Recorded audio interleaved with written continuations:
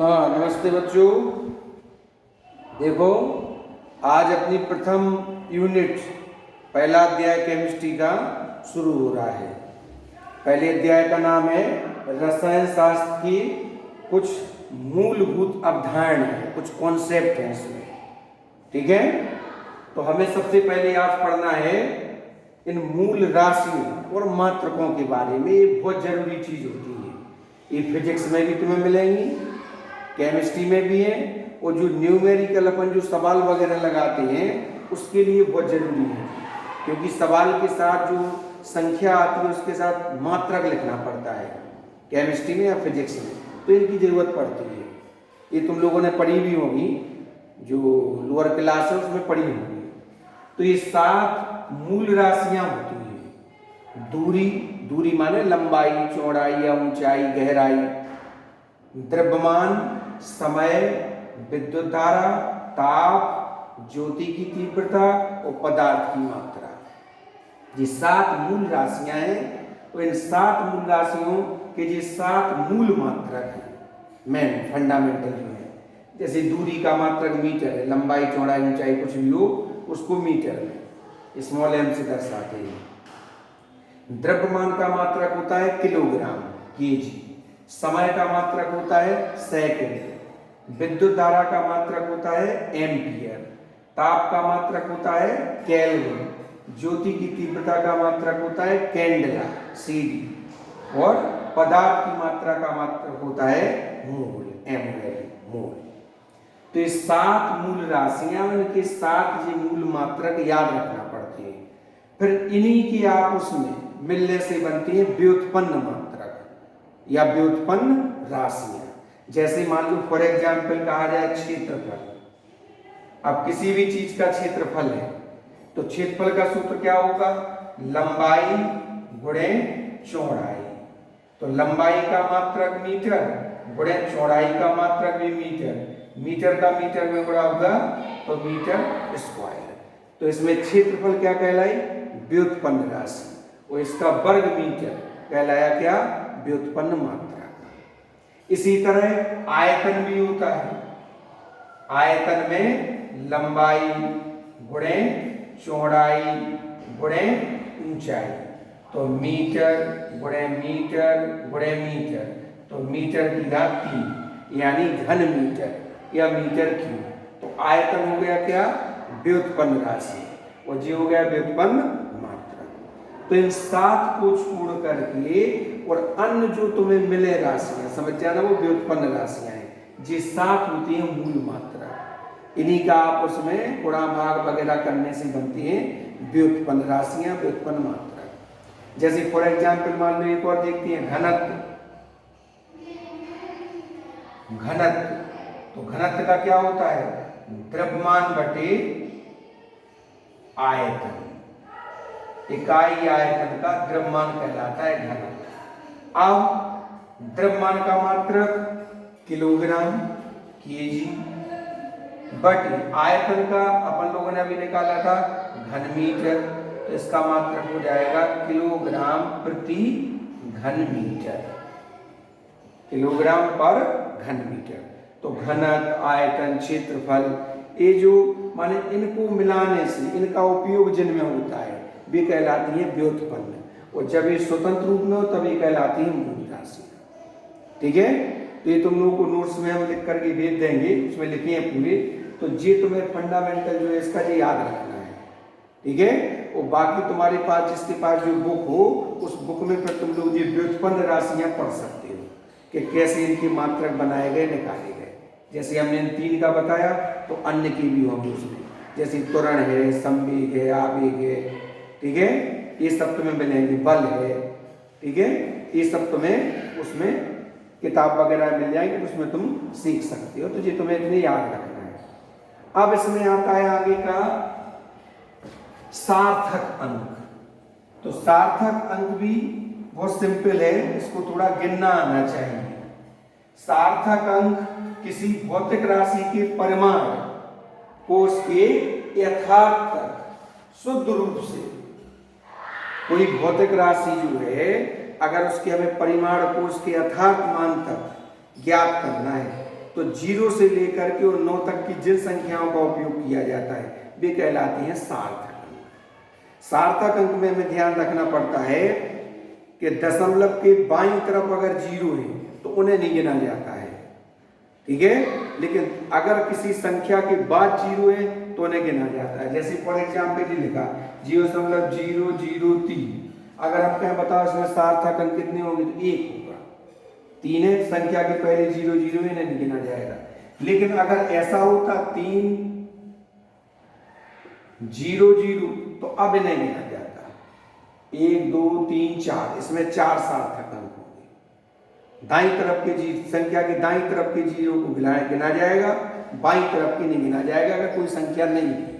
जैसे ये लिखा 1.1005, तो इसमें सार्थक अंक कितने हैं 1 2 3 4 5 सार्थक अंक है। लेकिन अगर मान लो ये 1 नहीं होता तो इसमें सार्थक अंक कितने होते, ओनली 1, केवल 1 होता। अगर मान लो इसकी जगह कोई और संख्या लिख दी हमने, मान लो 9 लिख दी, अब कहा गया सार्थक अंक बताओ, 1 2 3 सार्थक अंक होंगे। ये 0 पर बीच का गिना जाएगा, ठीक है। तो ये बहुत सरल है, कुछ नहीं है। तो सार्थक अंक तुम लोग ऐसे देख सकते हो। अब आगे जो हमें पढ़ना है इसमें ये सब चीजें कि तुम जिसके पास जो भी सरकारी बुक हो, प्राइवेट हो, शिवलाल की, नवोद की, जिसके पास जो भी बुक हो उस बुक में से और देख सकता है, ठीक है। ये चीजें इसमें हमने तुम्हें हिंट कर दी, थोड़ी समझा दी। हम नोट्स को भेज ही देंगे तो उसमें पढ़ लेना। और बाकी अब जिसके पास जो बुक हो तो उस बुक में थोड़ा डिटेल में जाकर के उन्हें पढ़ोगे तो और वो चीज़ क्लियर हो जाएगी। वो क्लियर नहीं हुई है तो वो हमसे पूछ सकते हो। जैसे आप पिछले उसमें स्टूडेंट्स ने क्वेश्चन किए थे कि sir radio active, radio active समस्थानिक क्या है, मास स्पेक्ट्रोस्कोपी क्या है।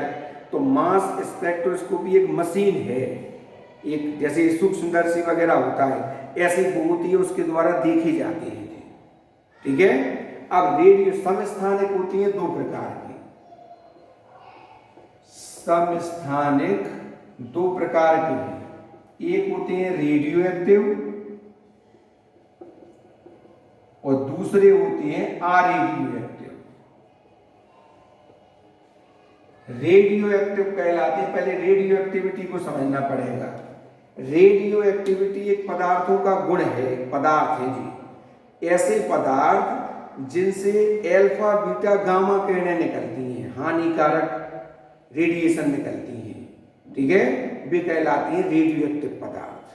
अल्फा बीटा गामा किरणें, हेनरी बेकरल ने रेडियो एक्टिविटी की खोज की थी, ठीक है।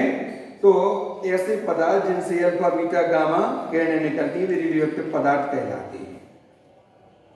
तो अगर समस्थानिक 2 प्रकार की समस्थानिक कोई है, जैसे मान लो हाइड्रोजन के 3 समस्थानिक हैं, 1H1, 1H2 और 1H3। तो इसका जी रेडियो एक्टिव होता है, माने जी खतरनाक होता है, इससे अल्फा बीटा गामा किरणें निकलती हैं।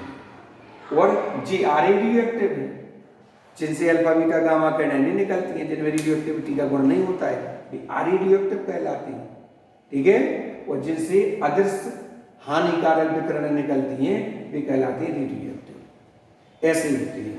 तो इसका जो ट्राइटियम है वो होता है रेडियो एक्टिव, ठीक है। और ये 2 अरेडियो एक्टिव होती है। तो ये इस तरह से होता है। और मास स्पेक्ट्रोस्कोपी कहलाता है, जिसके द्वारा इनकी पहचान की जाती है कि ये रेडियो एक्टिव है कि नहीं है, ठीक है। अब हमें आगे पढ़ना है इसमें रासायनिक संयोग के नियम। रासायनिक संयोग के नियम। जब 2 या 2 से अधिक पदार्थ आपस में क्रिया करते हैं, माने जब रासायनिक अभिक्रिया होती है तो उस रासायनिक अभिक्रिया में कुछ नियमों का पालन होता है, ठीक है। वैसे नहीं हो जाती है कि जैसी चाहे हो जाए, उसमें कुछ नियमों का पालन होता है, वे नियम कहलाते हैं रासायनिक संयोग के नियम। तो ये 5 नियम हैं। पहला है द्रव्य की अविनाशिता का नियम, द्रव्य की अविनाशिता का नियम। इसी को कहते हैं हम द्रव्यमान संरक्षण का नियम। द्रव्यमान संरक्षण का नियम। दूसरा होता है स्थिर अनुपात या निश्चित अनुपात का नियम। ठीक है। तीसरा होता है गुणित अनुपात का नियम, गुणित अनुपात। चौथा होता है व्युत्क्रम या तुल्य अनुपात का नियम। और पांचवा होता है गैलूसेक, गैलूसेक का गैसीय आयतन संबंधी नियम। ठीक है। ये 5 नियम होते हैं। तो इन नियमों को क्रमशः में इनकी डेफिनेशन और इनके उदाहरण, ये चीज याद रखना है। उदाहरण के द्वारा ही इनकी परिभाषाएं क्लियर होती हैं, इसलिए इनकी परिभाषाएं और उदाहरण दोनों चीजें समझना है।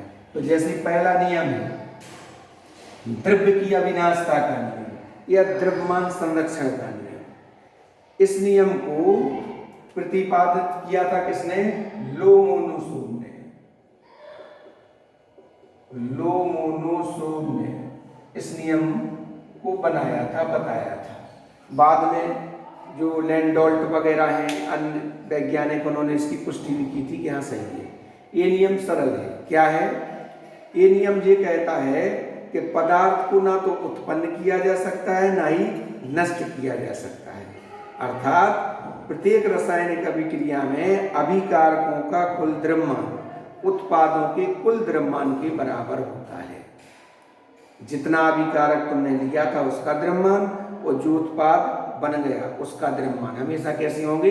बराबर होंगे। जैसे मान लो कोई भी रिएक्शन कर रहे हैं अपन, C+O2 इट गिव्स CO2 जी है। इसमें कार्बन का 12, कार्बन का होता है C612। जी तुम लोगों को परमाणु क्रमांक को भार याद करना पड़ेंगे, इनको रोज दोहराते रहना। ठीक है जी, बिल्कुल सेकंडों में चाहिए करंट। जैसे कि जैसे कार्बन का हमने कहा वो तुरंत तुम बोलो 612 प्लस ऑक्सीजन का 16 है, तो 16 दूनी 2 का गुणा 32, 2 2 4, तो ये हो गया 44 ग्राम। अभिकारकों का कुल द्रव्यमान कितना हो गया? 44 ग्राम। अगर हम इधर करें कार्बन का 12, ऑक्सीजन का 16 दूनी 32, तो ये भी 44 ग्राम। यानी अभिकारकों का कुल द्रव्यमान उत्पादों के कुल द्रव्यमान के बराबर होता है। तुम इसे किसी भी रासायनिक अभिक्रिया में ऐसा करके देख सकते हो। कोई भी रिएक्शन लिखो, उस रिएक्शन में अभिकारकों का कुल द्रव्यमान निकालो। द्रव्यमान निकालने के लिए परमाणु भार का उपयोग करना पड़ता है। जी हमने परमाणु भार लिए। ठीक है। तो अभिकारकों का कुल द्रव्यमान उत्पादों के कुल द्रव्यमान के बराबर होता है। अर्थात रासायनिक अभिक्रिया में पदार्थ ना तो नष्ट होता है और ना ही उत्पन्न होता है। ठीक है। ये कहलाता है क्या? द्रव्यमान संरक्षण का नियम, माने द्रव्यमान संरक्षित रहता है। ऐसे ही कहते हैं द्रव्य की अविनाशता। अविनाशता माने जिसका विनाश ना हो सके, माने द्रव्य को नष्ट नहीं किया जा सकता, उत्पन्न भी नहीं किया जा सकता। ये नियम ये कहता है। तो ये पहला नियम हो गया। फिर दूसरा नियम देखते हैं। दूसरा नियम है स्थिर अनुपात का नियम। स्थिर या निश्चित अनुपात का नियम। निश्चित अनुपात का नियम। ये नियम कहता है, स्थिर अनुपात या निश्चित अनुपात का नियम, कि प्रत्येक रासायनिक यौगिक में, यौगिक निश्चित होती है, यौगिक का सूत्र निश्चित होता है। प्रत्येक रासायनिक यौगिक में उसके अवयवी तत्व भार की दृष्टि से हमेशा एक निश्चित अनुपात में होते हैं, चाहे उस यौगिक को कहीं से भी प्राप्त किया जाए। माने प्रत्येक यौगिक का संगठन स्थिर रहता है, निश्चित रहता है। ये नियम। इस नियम का प्रतिपादन किसने किया था? जोसेफ लुई प्राउस्ट ने। अकेले प्राउस्ट भी कहलाते हैं जी, अकेला प्राउस्ट भी बोल सकते हैं। जोसेफ लुई प्राउस्ट ने इस नियम का प्रतिपादन किया था। उन्होंने बताया था कि प्रत्येक यौगिक का संगठन, रासायनिक संगठन स्थिर रहता है। अर्थात प्रत्येक रासायनिक यौगिक में उसके अवयवी तत्व भार की दृष्टि से हमेशा एक निश्चित अनुपात में होते हैं, चाहे उस यौगिक को कहीं से भी प्राप्त किया जाए। जैसे जल है, जल का सूत्र निश्चित है, क्या? H2। जल को कहीं से भी प्राप्त किया जाए, कहीं से भी, झरने से, नदी से, तालाब से, कहीं का भी जल हो, वर्षा का जल, इसमें हाइड्रोजन और ऑक्सीजन का अनुपात हमेशा निश्चित रहेगा, स्थिर रहेगा, 2:16 या 1:8। ये 2:16 कहाँ से आया? हाइड्रोजन का परमाणु भार 1, 2 है तो 2, ऑक्सीजन का 16, 2 का भाग 2, इसमें 2 एकम 2, 2 8 16, 1:8। तो जल कहीं का भी हो उसमें हाइड्रोजन ऑक्सीजन का अनुपात 1:8 निश्चित होगा, स्थिर होगा, कभी नहीं बदलेगा, कहीं का भी जल। ठीक है, इसी तरह सभी यौगिकों के लिए जितने भी यौगिक हैं वो यौगिक जिन जिन तत्वों से मिलकर बने हैं उन तत्वों का भार की दृष्टि से जो उस यौगिक में एक स्थिर अनुपात होता है, ये कहलाता है निश्चित अनुपात या स्थिर अनुपात का। ठीक है,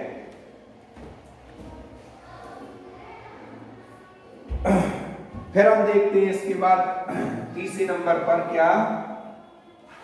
गुणित अनुपात। तीसरा नियम है गुणित अनुपात का नियम। गुणित अनुपात का नियम किसने दिया था? डाल्टन ने। ये डाल्टन ने दिया था, जॉन डाल्टन ने। इनका नियम क्या कहता है? इनका नियम ये कहता है कि जब दो तत्व आपस में क्रिया करके यानी संयोग करके 2 या 2 से अधिक यौगिक बनाते हैं तो एक तत्व के निश्चित द्रव्यमान, एक तत्व का निश्चित भार जो दूसरे तत्व के भिन्न भिन्न भारों से संयोग करती है तो उन भिन्न भिन्न भारों में एक सरल गुणित अनुपात होता है।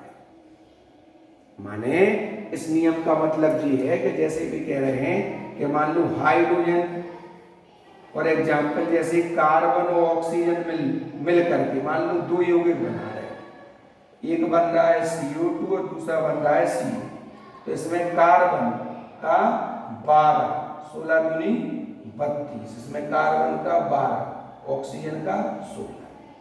जब 2 तत्व आपस में संयोग करके 2 या 2 से अधिक यौगिक बनाते हैं तो एक तत्व का निश्चित द्रव्यमान, जैसे इसमें कार्बन का निश्चित है 12, दूसरे तत्व के भिन्न भिन्न, जैसे इसमें 32 से किया कार्बन ने संयोग, इसमें 16 से किया, इसमें O2 है, इसमें O है। ठीक है, तो ये दूसरे तत्व के जो भिन्न भिन्न भारों से संयोग करती है भिन्न भिन्न में ये क्या होता है? सरल अनुपात होता है। जैसे इसमें ऑक्सीजन का 16, इसमें 32, तो 16 एकम 16, 16 दूनी 32, एक अनुपात हो जो कि एक सरल अनुपात।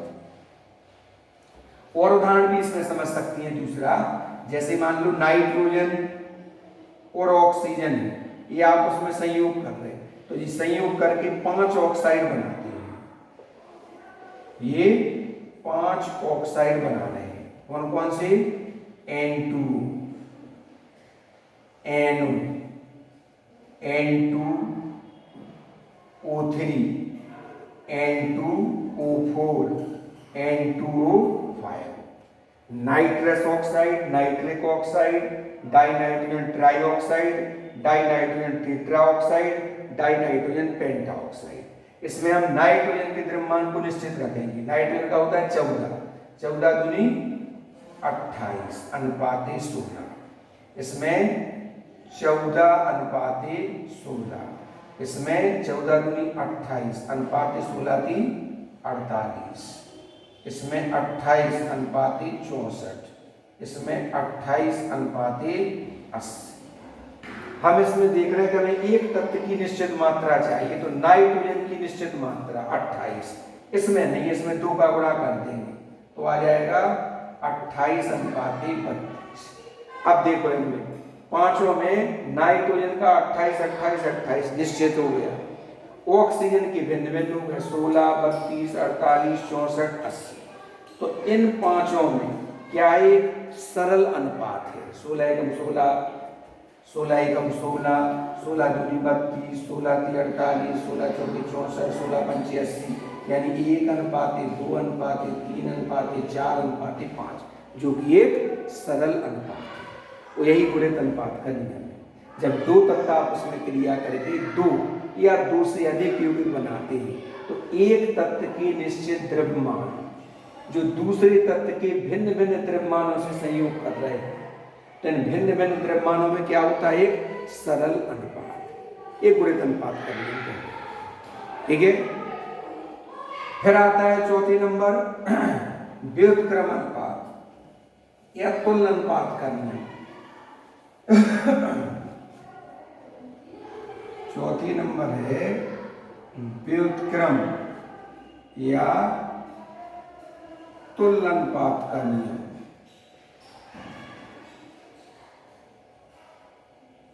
ये नियम दिया था किसने? रिचर ने दिया था। ठीक है, तो इन्होंने बताया था कि जब दो तत्वों की भिन्न मात्राएं तीसरे तत्व की निश्चित मात्रा से संयोग करती हैं, ठीक है, तो वे विभिन्न मात्राएं जब आपस में संयोग करेंगी तो वे उसी अनुपात में संयोग करेंगी जिस अनुपात में उन्होंने तीसरे तत्व की निश्चित मात्रा से संयोग किया है। जैसे मान लो कार्बन, हाइड्रोजन और ऑक्सीजन, तीन तत्व हैं। ठीक है, अब मान लो ये तीनों तत्व कार्बन और ऑक्सीजन दोनों हाइड्रोजन से संयोग कर रहे हैं। कार्बन ने हाइड्रोजन से किया तो आएगा CH4, या इसका दूसरा रूप ले लो, मान लो कार्बन और हाइड्रोजन ऑक्सीजन से संयोग कर रहे हैं, इसने किया तो CO2 और इसने किया तो H2। अब इसमें निकालो कार्बन का 12 अनुपात 16 दूनी 32, इसमें हाइड्रोजन का 2 अनुपात 16। ठीक है, ये आएगा। अब कार्बन और हाइड्रोजन आपस में संयोग करेंगे तो बनेगा CH4 मीथेन। तो कार्बन का 12 और हाइड्रोजन का कितना? 4 आ गया, 12 अनुपात 4। ठीक है, अब इसमें हम देख रहे हैं कि कार्बन ने ऑक्सीजन संयोग किया तो CO2 बना तो 12 अनुपात 32, इसमें हाइड्रोजन ने ऑक्सीजन संयोग किया तो H2O तो 2 अनुपात 16, या 2 का गुणा करो तो 4 अनुपात 32, जी और जी बराबर कर दिए। अब हाइड्रोजन और कार्बन संयोग करेंगे तो किस अनुपात में कर रहे हैं? कार्बन का 12, हाइड्रोजन का कितना है इसमें? 4 है, तो 12 अनुपात 4। फिर से एक बार इसको देखते हैं। जब दो तत्वों की विभिन्न मात्राएं, कार्बन की 12 और हाइड्रोजन की 4, ठीक, या हाइड्रोजन की 2 मान लो, जब दो तत्वों की विभिन्न मात्राएं तीसरे तत्व की निश्चित मात्रा से, जैसे इसमें ऑक्सीजन है, ऑक्सीजन की निश्चित मात्रा, तो C ने O से संयोग किया तो CO2 बना, और H ने O से किया तो H2O बना। इसमें O2 यानी 32 आ रहा है, इसमें O अकेला तो 16 आ रहा है, तो इसमें दोनों को बराबर कर दो। तो बराबर अगर करेंगे तो इसमें 2 का गुणा कर दो तो 16 दूनी 32 और 2 दूनी 4। ठीक है, तो जब दो तत्वों की विभिन्न मात्राएं तीसरे तत्व की निश्चित मात्रा से संयोग करती हैं तो जी आप उसमें उसी अनुपात में संयोग करेंगे जिस अनुपात में इन दोनों ने तीसरे तत्व ऑक्सीजन से संयोग किया था। माने इधर कार्बन 12 था, इधर हाइड्रोजन 4 था, जब ये संयोग करेंगे तो इसमें कोई 12 अनुपात 4 आना चाहिए। ये कहलाता है व्युत्क्रम या तुल्य अनुपात का नियम। ठीक है, इसको इस तरह पढ़ सकते हैं। और 5वां लास्ट है गैल्यूसेक का। गैल्यूसेक का गैसीय आयतन संबंधी नियम, ये सरल है। गैल्यूसेक ने ही इसका प्रतिपादन किया था। इसमें उन्होंने ये बताया था कि जब गैसें आपस में संयोग करती हैं तो उनके आयतनों में एक सरल अनुपात होता है, और अगर उनकी क्रिया से बना हुआ जो उत्पाद है, पदार्थ है, वो भी गैस हो तो क्रिया करने वाली गैसें और बनने वाली गैसें, इनके आयतनों में एक सरल अनुपात होता है। जैसे हाइड्रोजन और क्लोरीन क्रिया करके HCl बना रहे, तो इसमें एक आयतन, इसमें एक आयतन और इसमें 2 आयतन, तो 1:1:2, जो कि एक सरल अनुपात है। इस तरह ये रासायनिक संयोग के 5 नियम हैं जो तुम लोगों को ठीक से पढ़ना है, सुनना है, और इन्हें फिर फेयर कॉपी, सब स्टूडेंट अपनी फेयर कॉपी बनाना शुरू कर दें। सबसे पहले वीडियो को देखो, अगर सुनो ध्यान से, वीडियो को 1-2 बार सुन करके और फिर इसके बाद जो नोट्स हम तुम्हें भेजते हैं उनको लिखा करो। फिर उसमें जो समझ में नहीं आए वो तुम लोग कमेंट्स करके पूछ सकते हो कि सर, तो अगली वीडियो में हम तुम्हें समझाते जाया करेंगे। ठीक है, ओके।